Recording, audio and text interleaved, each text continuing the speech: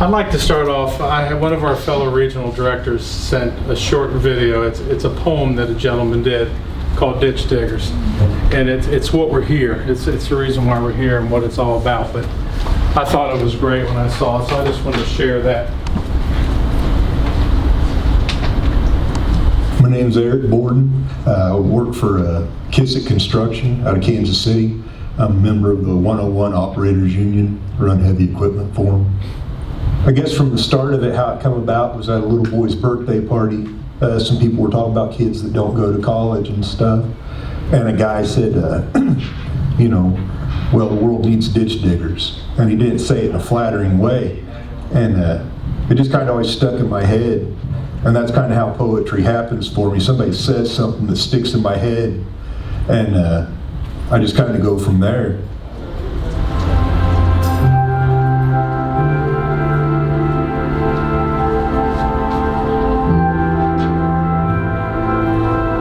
You say the world needs ditch diggers, and that statement's true enough. But if you're saying it because you think you're better than us, then with you I've got a grudge. For we are every creed and color.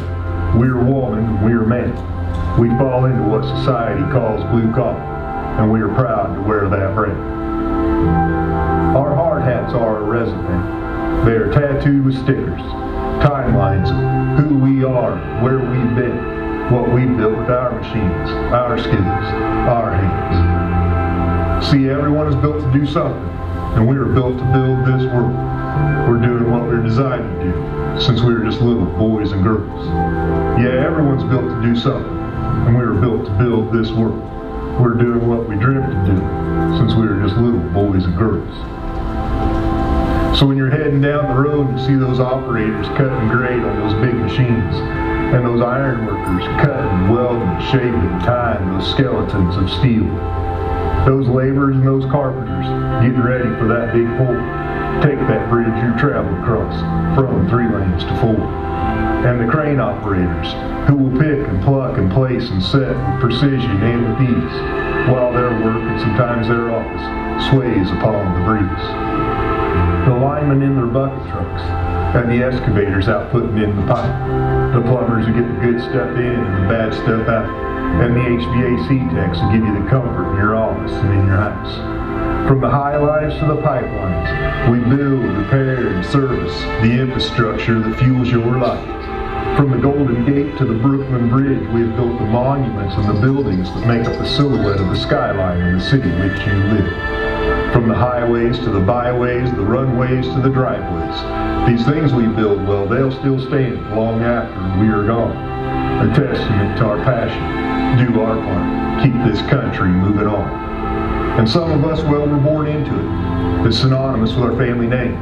It's bred into us through generations, and it pulses through our veins. Others, well, we are those kids that played with Lincoln logs and Tonka trucks and all the like toys, and we grew to be men. We grew to be women who knew construction wasn't just for boys. Some earned their skill when for this country they did proudly serve. To them I say no higher respect could one truly earn. And the reason why we do what we do, well, it is simple to us, but it is too complex for passerbys to figure. So I ask them to ask themselves, how does it all get done? How does the world get bigger? And the irony is, the answer is, it rests on the shoulders of all of them ditch diggers.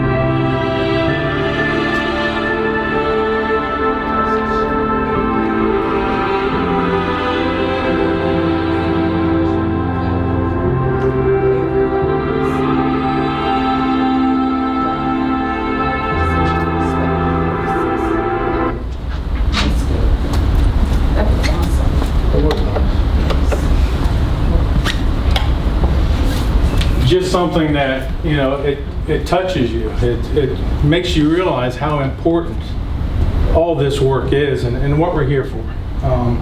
The trades and everything that we're doing here, getting our kids ready to help build our infrastructure in the future. So I just thought it was a great thing to lead off with. When I first saw it, I got choked up with it just because it hit me. It was really a great thing. So could you share it with our students when you start talking to them? I will. In the spring and the fall? That'll definitely be something that will be shared with every kid when they come through here. like I said, it's just a 4-minute poem there, a 4-minute thing. But it's just it's a great way of putting it out there and saying how important these are, because the connotation that's out there is the jobs that we do are below, but they're above. I mean, they are some of the most important things. Every job's an important thing, but there is nothing below anybody else. So it's just an important thing message to get out there. So I thought that was a great piece, and I'm glad Robbie from Franklin County shared that with us to let us know about that. Now, as far as other things, we've gotten off to our start. Gotten off to a good start with the overall things here at the center. As was already mentioned, we are feeling much better now with the temperature, and that leads me back into watching these on the video. I was so impressed watching those ladies and gentlemen that were here from Allegheny Highlands Mechanical, Waco, Delta Electric. The professionalism, just watching them work, watching them go to the plans and reading through all that, and the skills and everything they did with all that they did. It was really nice to watch, to see those people in action and do their skill, do their trade. Very important, all of us. But like I said, the school year has gotten off to a good start now that we're back feeling comfortable. Does anybody have any questions of anything going on here right now?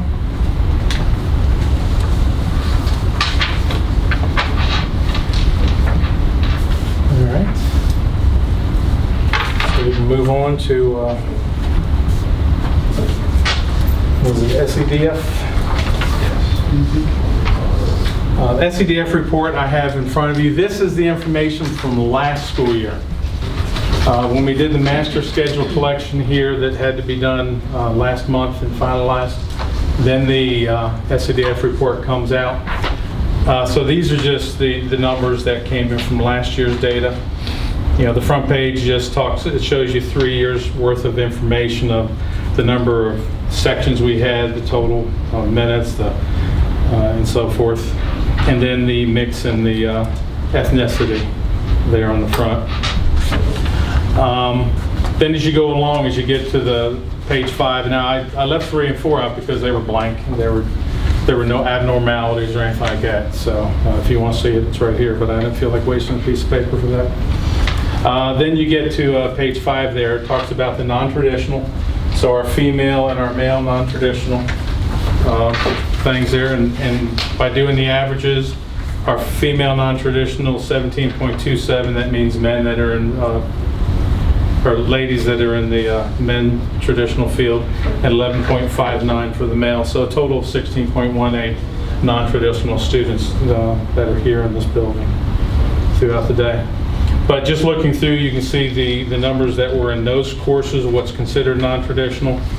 And then as you move on to pages 8 and 9, that just has everybody involved that's in those different classes that we offered.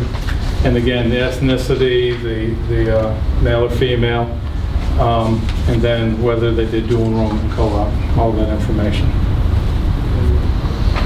It's a lot of information there that just shows you the students that we had in the building during the last year.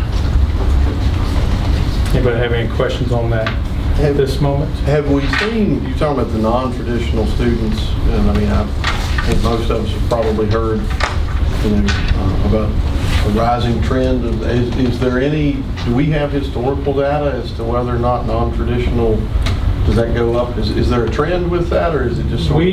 We don't have a lot of the classes that are huge that will bring our percentage up. Our percentage is held mainly with culinary arts because that is a male traditional field, and we usually have 50% or more females that are in that program.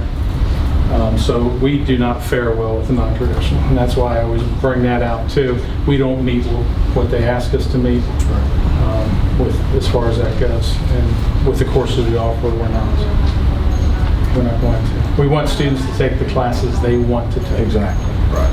And we love our males in the female traditional fields. We love our females in the male traditional fields. But we want students in the courses they want. That's the most important thing. Okay. Any other questions on the SEDF report? All right, the next one is our enrollment. This is as of last Tuesday morning. We'll do the official fall number, by the time we have our next meeting. And at last year at October 1st, we were at 364. As you can see, there were 353 students. So we're down 11 at this point, which is not as bad as I was looking at here several weeks ago. But we are down some at this moment for this semester. Is scheduling still the issue? Not fully sure what, some of it students don't want, some of it probably is students getting stuck with singletons. They have to make a choice. I know of one young lady we were hoping to get her into our early childhood too, but she's taking certain things that are blocking her from getting to it. So, we would like to have everybody be able to get everything they want, but there's times you get blocked because of singletons.